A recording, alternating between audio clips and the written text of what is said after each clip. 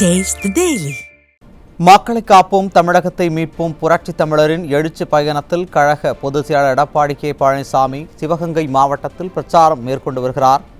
இதன் ஒரு பகுதியாக காரைக்குடி எம்ஜிஆர் சிலை அருகே திரண்டுள்ள பல்லாயிரக்கணக்கான மக்கள் மத்தியில் அதிமுக பொதுச் செயலாளர் புரட்சி தமிழர் எடப்பாடி கே பழனிசாமி திமுகவின் அவலங்களை நாட்டு மக்களுக்கு எடுத்துரைக்க உள்ளார். இது குறித்த கூடுதல் விவரங்களை தலைமை செய்தியாளர் ஜெயக்குமார் வழங்க கேட்கலாம். வணக்கம் ஜெயக்குமார், கூடுதல் விவரங்களை வழங்கலாம். வணக்கம். அனைத்து இந்திய அண்ணா திராவிட முன்னேற்ற கழகத்துடைய பொதுச் செயலாளரும் சட்டமன்ற எதிர்க்கட்சி தலைவரும் முன்னாள் முதலமைச்சருமான புரட்சி தமிழர் எடப்பாடி கே பழனிசாமி அவர்கள் மக்களை காப்போம் தமிழகத்தை மீட்போம் என்கிற புரட்சி பயணத்தினுடைய இன்றைக்கு சிவகங்கை மாவட்டத்தில் இருக்கக்கூடிய காரைக்குடி சட்டமன்ற தொகுதியில் பிறந்திருக்கக்கூடிய பல்லாயிரக்கணக்கான மக்கள் மத்தியிலே இன்றைக்கு எழுத்துரை ஆற்றுவதற்காக இங்கே உற்சாக வரவேற்பு அளித்துக் கொண்டிருக்கிறார். பல்லாயிரக்கணக்கான மக்கள் கரகாட்டம், அதே போன்று பொய்க்கால் குதிரை, ஏராளமான மக்கள் தாரை தப்பிட்ட இசை முழங்க சாலைக்குடி 2 முறைங்கிலும் பெண்கள் ஏராளமானோர் பதாதைகளை வைத்துக் கொண்டு சின்ன மருது பெருது மருது வேடமிட்டு அதிமுக பெருசாக சண்டை மேளம் முழங்க அதிமுகவுடைய 3 வண்ணங்கள், அதாவது சிவப்பு, வெள்ளை, கருப்பு நிறைவேற்ற பலூன்களை கையில் இருந்து உற்சாகமான ஒரு வரவேற்பை அளித்துக் கொண்டிருக்கிறார்கள். இந்த காட்சியை நாம் பார்த்துக் கொண்டிருக்கிறோம். குறிப்பாக இந்த காரைக்குடி சட்டமன்ற தொகுதியை பொறுத்தளவிற்கு அனைத்து இந்திய அண்ணா திராவிட முன்னேற்ற கழக ஆட்சியிலே 2013ஆம் ஆண்டு காரைக்குடி நகராட்சி சிறப்புநிலை நகராட்சியாக தரம் உயர்த்தப்பட்டது. அதோடு இல்லாமல் அனைத்து இந்திய அண்ணா திராவிட முன்னேற்ற கழகத்துடைய நிறுவன தலைவர் புரட்சி தலைவர் இதய தெய்வம் டாக்டர் எம்ஜிஆர் அவருடைய ஆட்சி காலத்தில் காரைக்குடி அழகப்பா பல்கலைக்கழகம் அமைக்கப்பட்டது. பின்னர் மாண்புமிகு புரட்சி தமிழர் எடப்பாடி கே பழனிசாமியுடைய ஆட்சியில் 100 கோடிக்கு மேல் அழகப்பா பல்கலைக்கழக வளர்ச்சி பணிகளுக்கு நிதியாக பெற்றுத்தரப்பட்டது. அனைத்து இந்திய அண்ணா திராவிட முன்னேற்ற கழகம் கல்வி வளர்ச்சிக்கு எப்படியெல்லாம் திட்டத்திருக்கிறது என்பதற்கு இது ஒரு மிகப்பெரிய சான்று. காரைக்குடி மாவட்டம் அந்த அரசு மருத்துவமனை, குறிப்பாக இந்த சிவகங்கை மாவட்டம் காரைக்குடியில் மாவட்ட அரசு மருத்துவமனைக்கு பல கோடி ரூபாய் கட்டிடங்கள் அமைத்து தரம் உயர்த்தப்பட்டது. மதுரை முதல் திருப்பத்தூர் வரை பிள்ளையார்பட்டி வழியாக காரைக்குடி வரை இண்டஸ்ட்ரியல் காரிடார் என்று சொல்லக்கூடிய ராணுவ தளவாட பொருட்களை உருவாக்குவதற்காக பல்வேறு நிலைகளை கொண்டு செல்வதற்காக மிக பிரம்மாண்டமான சாலைகள் அமைத்துக் கொடுக்கப்பட்டது. திண்டுக்கல் முதல் திருப்பத்தூர் வரை அந்த சாலைகள் நீட்டிக்கப்பட்டது. காரைக்குடி நகராட்சியில் 60 கோடி ரூபாய்க்கு மேல் சாலை வசதி செய்து கொடுக்கப்பட்டது. காரைக்குடியினுடைய நீர் ஆதாரமாக இருக்கக்கூடிய சம்பை ஊட்டிலிருந்து நகராட்சிக்கு உட்பட்ட பகுதிகளில் குடிநீர் குழாய்கள் அனைத்திலும் 12 கோடி ரூபாய்க்கு புதிதாய் அமைத்து கொடுக்கப்பட்டது. இந்த திட்டங்களை எல்லாம் இந்த பகுதியில் இருக்கக்கூடிய மக்கள் எண்ணி பார்க்கிறார்கள். அதிமுக என்கிற இந்த மாபெரும் இயக்கம் அனைத்து இந்திய அண்ணா திராவிட முன்னேற்ற கழகம் மக்களுக்காக மிகப்பெரிய அளப்பரிய பணிகளை செய்த இயக்கம். இன்றைக்கு அதன் காரணமாக இவ்வளவு பேர் திரண்டிருக்கிறார்கள்.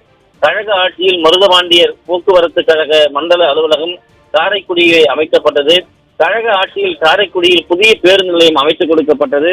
அதே போன்று காரைக்குடியில் வட்டார போக்குவரத்து துணை அலுவலகம் அமைத்துக் கொடுக்கப்பட்டது.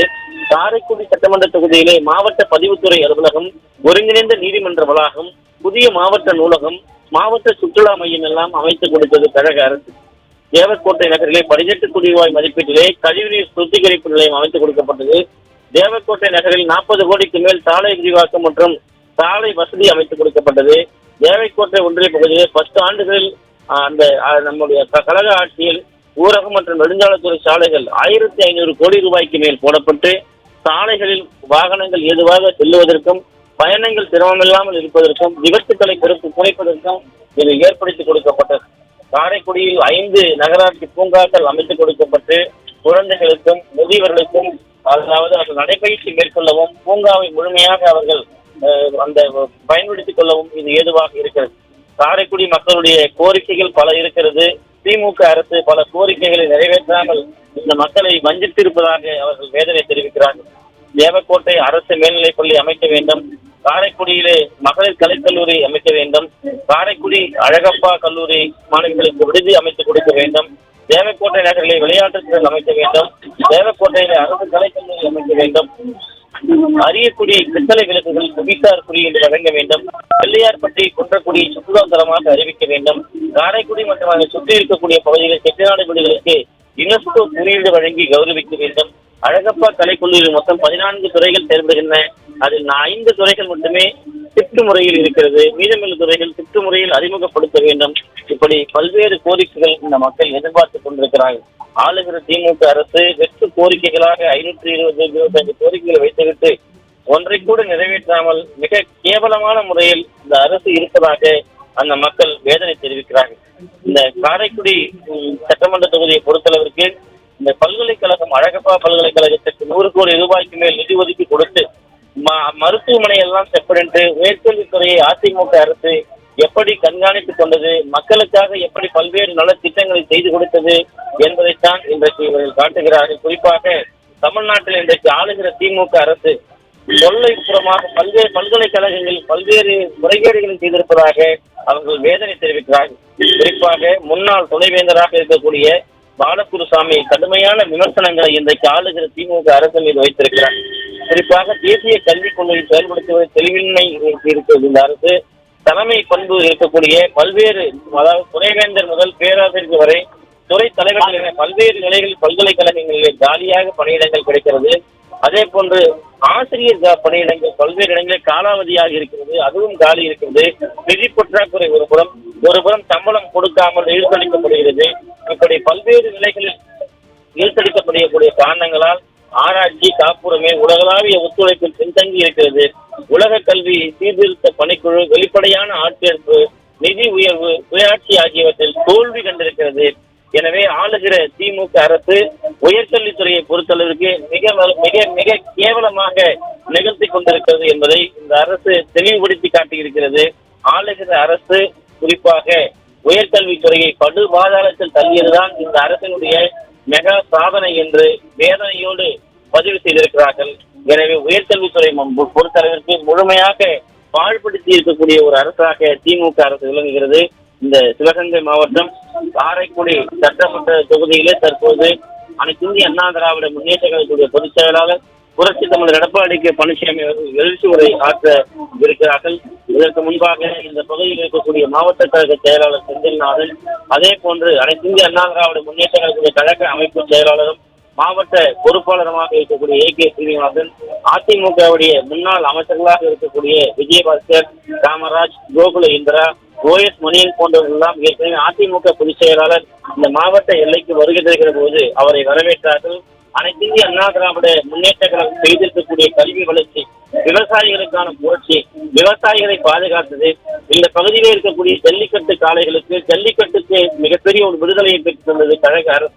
இந்த ஜல்லிக்கட்டு காளைகளை வளர்ப்பவர்கள், அதே போன்று ஜல்லிக்கட்டு மாடுகளை பாதுகாக்கக்கூடிய விவசாயிகள், கால்நடைகளை வளர்க்கக்கூடியவர்கள், அதே போன்று ஜல்லிக்கட்டை நடத்தக்கூடியவர்கள், ஜல்லிக்கட்டு வீரர்கள், குறிப்பாக பத்துப்பாட்டு என்று சொல்லக்கூடிய சங்க இலக்கியத்திலே கலித்தொகை என்கிற ஒரு நூல் வருகிறது.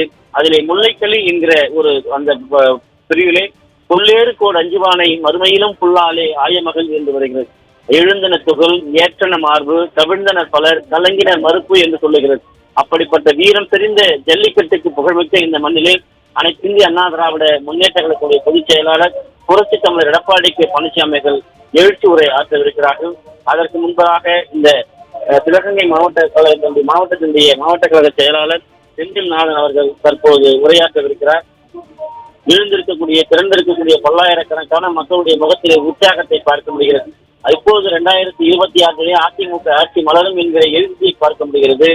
ஆளுகிற திமுக அரசு இழைக்கப்பட்ட அநீதிகளை, கொடுக்கப்பட்ட துயரங்களை, தொடர்ந்து வஞ்சிக்கக்கூடிய விஷயங்களை எல்லாம் இந்த மக்கள் வேதனையோடு மிகவும் சொல்ல முடியாத துயரத்தினுடைய வெளிப்பாடாக பார்க்கிறார்கள்.